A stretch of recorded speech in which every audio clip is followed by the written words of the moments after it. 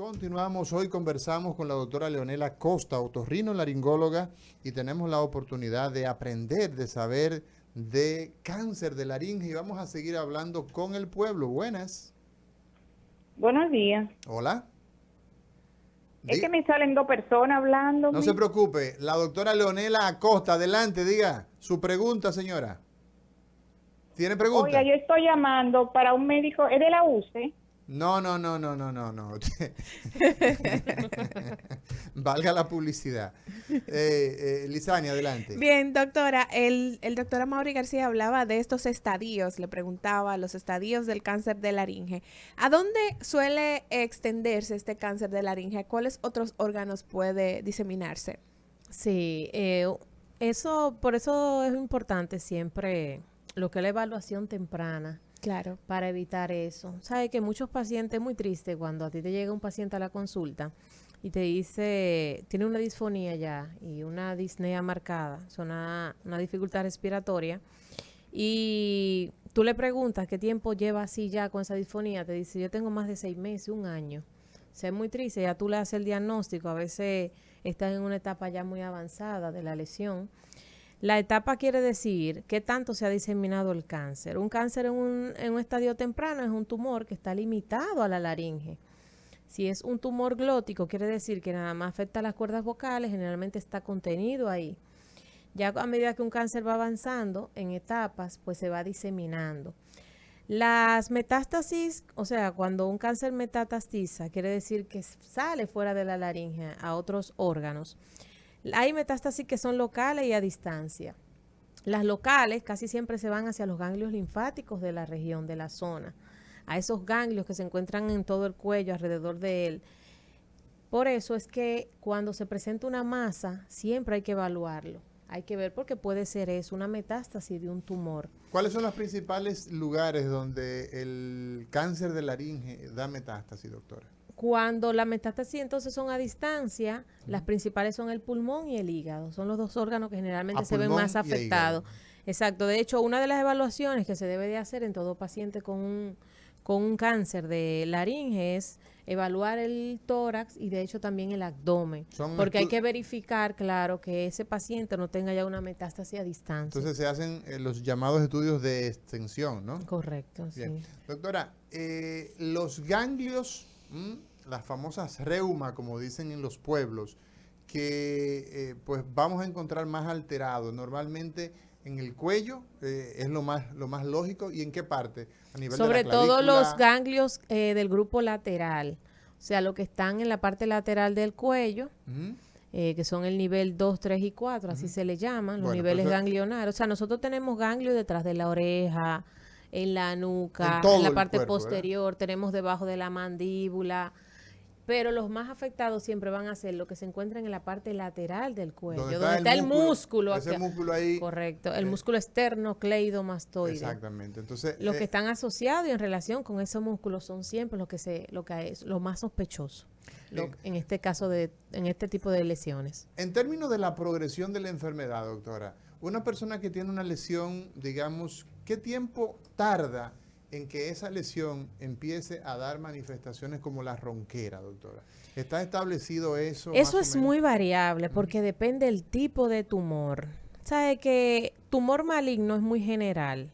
O sea, por eso se hacen las biopsias, los estudios moleculares, para darle nombre y apellido y de todo a esa lesión, a ese tumor. Hay tumores que son de bajo grado, hay tumores que son de alto grado. Eso depende la división, o sea, qué tanto va creciendo ese tumor. Hay diferentes tipos histológicos. El tumor más común que afecta a la laringe es el carcinoma epidermoide, que se origina del revestimiento epitelial de la laringe. Sí, no es el que nace del cartílago ni de los músculos, es el que nace del revestimiento, del epitelio, de la mucosa de la laringe. Ese es el más común. Entonces, eso depende, la evolución de la lesión, de toda esa característica del tipo de tumor, del grado, del tumoral, de los factores asociados. Porque, por ejemplo, hay tumores que no están asociados al HPV y hay tumores que sí están asociados al HPV. Entonces, se ha determinado incluso que los tumores que están asociados al HPV tienen mejor pronóstico porque tienen un grado histológico menor, o sea, crecen menos que los tumores que no están asociados al HPV. O sea, es bastante interesante este punto. Entonces, los más frecuentes son los epidermoides, pero ellos, dentro del grupo de los epidermoides, digamos que los que están asociados con HPV, entonces son menos agresivos que los que no son. Que los que no son, así es. ¿Y cuál es el cáncer de laringe más agresivo? O sea, en sentido general, dentro de todos los tipos de histológicos. todos los tumores que tenemos en la laringe, hay uno que usted dice, bueno, no quisiera. El mismo epidermoide es un tumor que dentro de todo es uno de los más malos, pero no más que los sarcomas. O sea, los sarcomas son los tumores en sentido general. Gracias a Dios son los menos comunes, los menos frecuentes, pero son muy agresivos. Pero no son, el 90% son epidermoides. ¿Qué se hace, doctora, cuando usted tiene un cáncer que lo encontró, digamos, en etapa 3? ¿Cuál es la planificación que hace desde el punto de vista quirúrgico?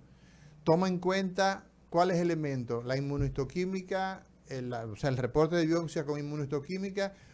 Y si hablamos de que es un ya grado 3 o grado 4, ¿cuál es la planificación que le ofrecemos a ese paciente? Ya ese paciente está diagnosticado, ya tiene una biopsia, el reporte del estudio, pues se procede a elegir la modalidad de tratamiento. El cáncer se puede tratar de 3 formas. En el caso del cáncer de laringe se puede dar radioterapia, quimioterapia o cirugía. Generalmente, cuando un tumor se encuentra en etapa temprana, estamos hablando de un estadio 1, un estadio 2, son susceptibles o de dar radioterapia definitiva para tratarlo, o se puede hacer una microcirugía laringe o cirugía con láser. Estos tumores en etapa temprana serían lo ideal, ¿verdad? Se pueden tratar con estas diferentes modalidades. Ya cuando tenemos un tratamiento avanzado, un cáncer avanzado, o sea, estamos hablando de un estadio 3, un estadio 4, pues ya en eso hay que decidir la modalidad en conjunto. O puede ser radioterapia con quimio, casi siempre se utiliza de manera conjunta, o puede ser laringectomía, o sea, cirugía. Ya en tumores avanzados no se puede hacer microcirugía laringea. O sea, cuando estoy hablando de microcirugía laringea, estoy hablando de cirugía de preservación. O sea, tú resecas el tumor, pero deja todo lo demás intacto para que ese paciente pueda seguir hablando, pueda seguir deglutiendo de manera normal. Ahora bien, ya un tumor cuando es avanzado, ya tú no le puedes ofrecer en muchas ocasiones una cirugía conservadora. Ya se hace la laringectomía total, que es quitarle el órgano, o darle cirugía de preservación, que es con quimiorradiación. Y entonces, doctora, ¿qué pasa con esos pacientes que se les estirpa la laringe? ¿No pueden volver a hablar? Bueno, ya un paciente que se le estirpa la laringe ya es un paciente que se va a quedar con un traqueostoma permanente.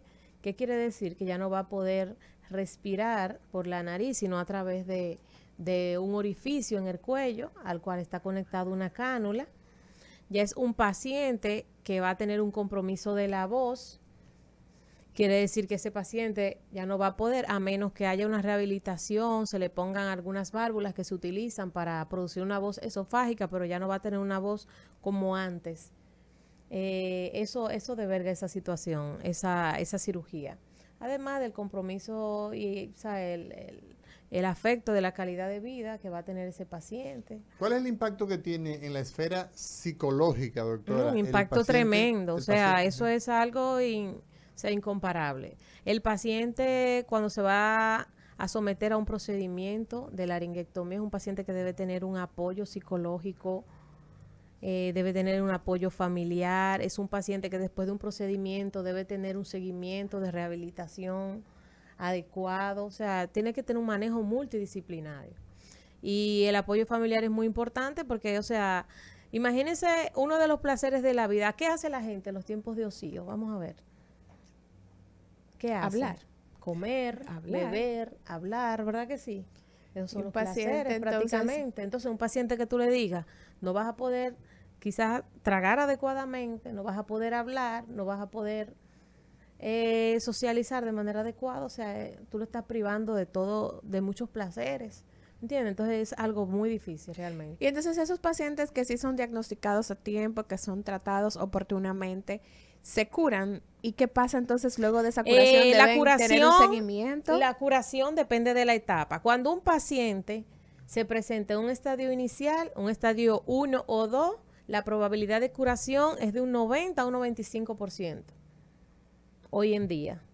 O sea, Independientemente de la un buen modalidad de pronóstico. tratamiento. O sea, si estamos en la etapa inicial, 1 a 2, la posibilidad de curarse De es muy alta. curación de 90 a 90 a 95. 95%. En una etapa avanzada, ya eso baja drásticamente. O sea, estamos hablando quizá un 40, un 45 De es curarse. es la sobrevida a ese Y cuando a ya ese tenemos nivel. lesiones metastásicas, cuando un paciente de cáncer de laringe ya tiene invasión, digamos, a pulmón. No, ya, a- ya el tratamiento es paliativo, Paliativo, pero ¿verdad? ya ahí no paliativo. Doctora, ¿cuál sería, digamos, la prevención de esta enfermedad que, como usted dice, es una enfermedad de personas adultas que en los últimos años, últimos 10 años hemos visto que gente de 40 años empieza ya a aparecer y usted la ha vinculado a 4 factores de riesgo? En fin, cuéntenos ya finalmente cuál es la fórmula que usted entiende, la manera en que se debe hacer prevención del ¿Cómo cáncer de laringe. podemos